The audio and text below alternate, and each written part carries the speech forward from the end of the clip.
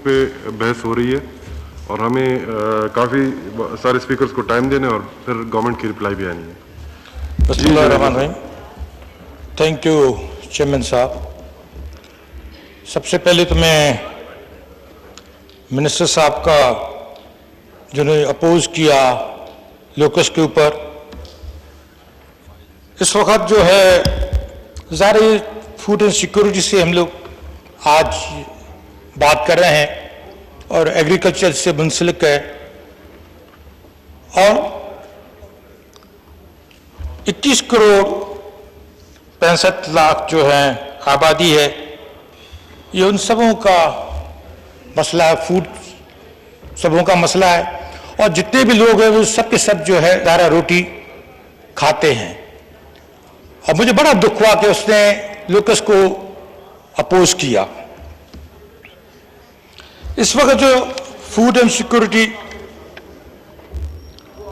ज़ाहिर वो रिस्पॉन्सिबल होती है कि इंश्योर करे फूड अवेलेबिलिटी को मुल्क के अंदर।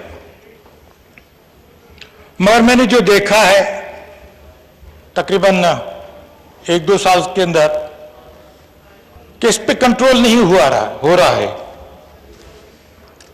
शुगर क्राइसिस हुआ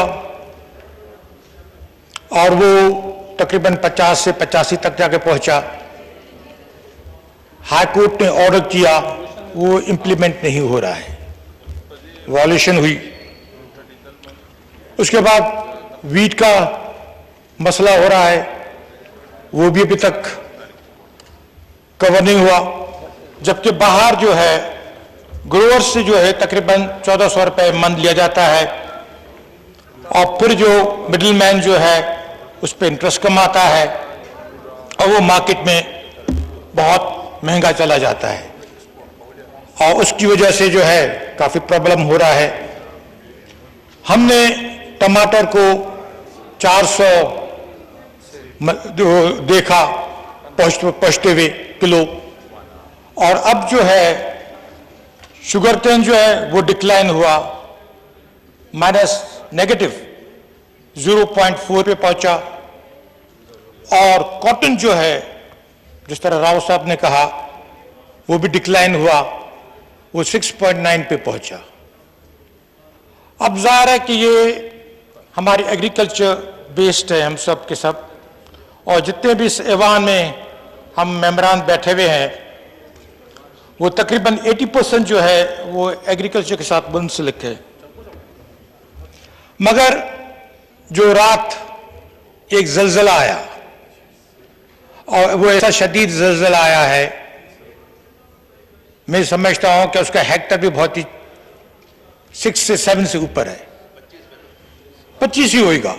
अब उसमें क्या हुआ है, ज़ाहिर है कि जो इस वक्त हम लोग बात कर रहे हैं सिक्योरिटी के ऊपर, फूड सिक्योरिटी के ऊपर, और उस ये ऊपर से ये खरीफ चल रहा है मौसम, उसमें जो है अनाज बोया जाएगा, सीड्स बीज बोए जाएंगे और फसल जो है फिर वो दिसंबर में वो उसकी कटाई होगी। अब एक किसान, एक आबादगार, वो कहाँ से इतना डीजल खरीदेगा, कैसे पेट्रोल खरीदेगा ट्रैक्टर्स के लिए, ट्यूबवेल के लिए, वो किस तरह करेगा। पहले तो जो है कोविड ने परेशान कर रखा है, तबाही मचा रखी है, और फिर उसके ऊपर जो है लोकस ने जो है तबाही की है पूरे मुल्क के अंदर, और अभी फिर जो है ये रात को जो पेट्रोल का जो ज़लज़ला आया वो फिर तबाही करेगा। तो हम लोग किस तरफ जा रहे हैं, ज़रा इस पे ज़राअत के ऊपर बहुत नुकसान पड़ेगा, और ज़राअत को वैसे ही नुकसान हो रहा है। वर्ल्ड फूड ऑर्गेनाइजेशन ने ये इंडिकेट किया है, आप सर्वे ऑफ पाकिस्तान में देखें, उसने इंडिकेट किया है कि इस साल पाकिस्तान में जो है कहत साली होगी। अभी लोकस की वजह से बहुत से लोग, बहुत से फार्मर जो है हमारे यहां, हम सिंध की बात कर रहे हैं, वो परेशान है कि हम आया इसको ये खरीफ का फसल करें या नहीं करें, अगर करेंगे तो हम लोग तबाही हो जाएगी और हम लोग कर नहीं सकेंगे। ज़ाहिर ये वो चीज़ें हैं जिसकी वजह से जो है हम चाहते हैं कि आप जो है इसको खास करके लोकस को जो है आप इसको कवर करें। लोकस के लिए जिस तरह वजीर आजम साहब ने कहा कि मैं 10 अरब रुपए रखता हूं, अब ये एक आ रहा है, इसका फेज आ रहा है, एक फेज तो चला गया, अब दूसरा फेज आ रहा है। वो फेज आएगा जुलाई के जो है 10 के बाद शुरू हो जाएगा और वो अटैक करेगा जो है पाकिस्तान के ऊपर। अब ये जो आ रहा है, ये आ रहा है खास करके हॉर्न ऑफ अफ्रीका से और रेड सी से, ईरान से, अफगानिस्तान से, ये सीधा पाकिस्तान में आएगा। ग्वादर से उथल से होता हुआ जो है वो सीधा जो है कोस्टल का साइड लेके और सीधा जो है ये जाएगा थर में, और थर में प्लस चोलिस्तान, 50% थर में जाएगा, 50% चोलिस्तान में जाएगा। फिर वो कुछ दिनों के लिए इंडिया चला जाएगा। इंडिया के बाद फिर वापस वो उथल अपना थर और जो है चोलिस्तान में आएगा। और वहां पर फोरकास्ट ये हुआ है कि जुलाई के बाद मानसून बहुत यहां पर होंगे और बहुत बरसातें होंगी। जाहिर है आपको पता है कि जब बरसातें होती है तो रेगिस्तान जो हमारे हैं वो हरे हो जाते हैं और फिर इनमें से काफी यहां पर आके बैठ जाएगा। उनमें से कुछ दिनों के बाद आधे चले जाएंगे वापस, आधे फिर यहीं पर सेटल डाउन हो जाएंगे और उनके अपने ब्रीडिंग होगी। इसकी ब्रीडिंग का एरिया वही है और ब्रीडिंग जो करने के बाद फिर वो नुकसान करेंगे। कल की मैं बात बताता हूं, हमारे लाड़काना में और प्लस जो है खैरपुर में इन टिड्डी दिल ने जो है हमला कर दिया और काफी नुकसान हुआ है, मगर हमने उसके ऊपर प्रिकॉशंस क्या लिए हैं। प्रिकॉशंस अगर आप देखेंगे तो आपको भी हंसी आएगी, और वो ये है कि टोटल पाकिस्तान का जो एरिया जिस पे हम लोग काश्त करते हैं, चाहे वो नहरी हो या बारानी हो, वो 37 मिलियन हेक्टेयर जमीन है जिस पर हम लोग काश्त करते हैं। अब ये लास्ट ईयर जो टिड्डी दल आया, इसने तकरीबन 5 बिलियन का नुकसान किया। इसमें वेजिटेबल्स, फ्रूट्स, इसमें कॉटन और जितने भी हमारे पल्सेस, जितने भी हमारे फसल्स थे, उन सबों को नुकसान इसने पहुंचाया। मगर जब सर्वे ऑफ पाकिस्तान की तरफ जब लोगों ने सर्वे किया तो सर्वे कितना किया, 15 लाख हेक्टेयर टन के ऊपर लोगों ने सर्वे किया, जो जिस पे बकौल इनके कि यहां पर टिड्डी दिल ने आके इफेक्टेड किया। अब उसमें जो ट्रीटमेंट दी गई या जहां पर स्प्रे हुआ या इनको मारा गया, वो कितना है, 3,90,000 हेक्टेयर एकड़। अब इनमें जो खास करके गाड़ियों के थ्रू जो स्प्रे हुआ वो हुआ तकरीबन 3,63,400 हेक्टेयर एकड़, और जो जहाज के थ्रू स्प्रे हुआ वो 26,600 हेक्टेयर एकड़। मगर जो स्प्रे हुआ जहाज के थ्रू, अगर उसका हम लोग रेशियो निकालें तो वो 1.73% जाके बनता है। मगर आप खुद सोचें कि ये जो स्प्रे होता है ये इफेक्टिव सिर्फ और सिर्फ जो है एरियल इफेक्टिव होता है, गाड़ियों वाला इफेक्टिव नहीं होता है। यहां पर तो जमीन जो है जिस पर काश्त होती है वो तो 37 मिलियन हेक्टेयर है, और कितना लोगों ने वो ट्रीटमेंट किया और किसके ऊपर किया आपके सामने है।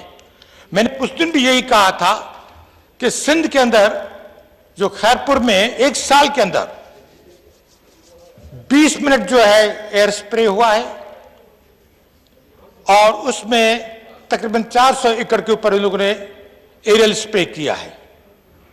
अब जाहिर है कि जब तक आप यहां पर वो नहीं लेंगे अपना जहाज, उससे एरियल स्प्रे नहीं होगा, हमें नुकसान बढ़ता जाएगा और ये अटैक बढ़ता जाएगा। जी जुनेद साहब 10 मिनट सही, एक सेकंड। वाइंड अप कर लीजिए। हम लोग चाहते हैं कि ये जो खास करके जो एरियल स्प्रे जो है ये होना चाहिए सुबह को 5 बजे से 6 बजे तक, 9 बजे तक, और फिर शाम को जो है 6 बजे से जो है 10 बजे तक, इसलिए कि वो उस वक्त वो आगे बैठ जाता है, उसके बाद फिर वो उड़ना शुरू हो जाता है।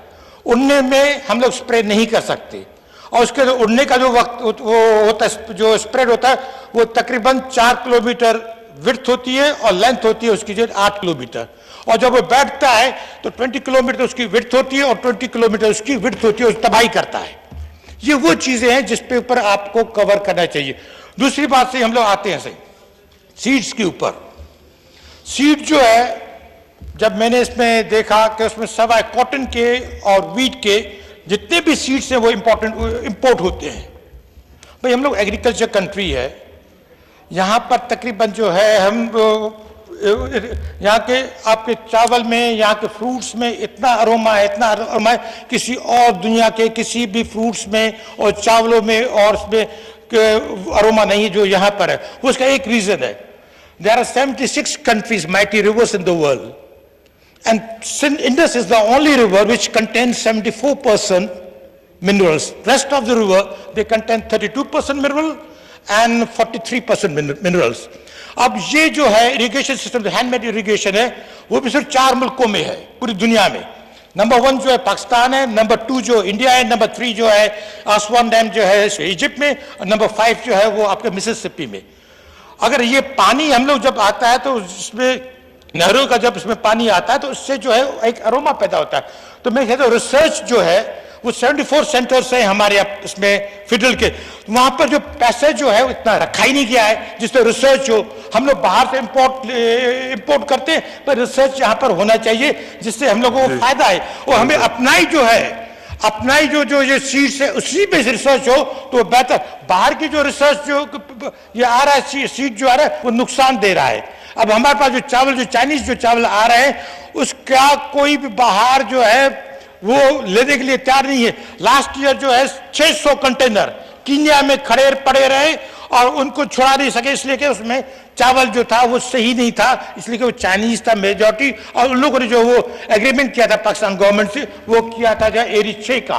तो मैं समझता हूं कि हम लोग जो है इसके ऊपर तवज्जो दें, और ये 50 करोड़ जो रखे गए हैं, बिलियन जो रखे गए हैं एग्रीकल्चर के लिए, मैं कहता हूं कि इसको जो 500 बिलियन को एनहेंस किया जाए, और आप जो है खास करके जो 10 करोड़ जो रखा है इसके लिए लोकल्स के लिए, इसको भी बढ़ाया जाए। इसमें से आप जहाज खरीदें, एरियल स्प्रे खरीदें, तो कम से कम वो से हमें ये तबाही के बचाए। ये हमारा सब ख्याल है। तो आप तो आपका बहुत बहुत शुक्रिया कि आपने मुझे वो टाइम दिया, और उस पर काफ़ी बातें हैं, और हम लोगों को इसलिए कि एग्रीकल्चर के ऊपर और ख़ासकर इसके ऊपर हमें एक पूरा सेशन चलाना चाहिए। पहले भी आपने चलाया था कि इस पर हम लोग सब बात करें, और ज़ाहिर है कि मिनिस्टर साहब जो है वो काफ़ी जो है इसके ऊपर रिसर्च, एक बहुत अच्छे सीनियर आदमी है और काफ़ी जो इसके ऊपर जो काम किया एग्रीकल्चर के, उसको पता भी है। तो कम से कम ये इनपुट लेंगे ना तो उसका ये रिटर्न जो है ना बहुत अच्छा रहेगा। हम चाहते हैं सस्टेनेबिलिटी जो है वो एग्रीकल्चर के ऊपर हो तो वो ज़रा बेहतर है। थैंक यू, बहुत शुक्रिया जी। ऑनरेबल चौधरी मोहम्मद अशरफ साहब।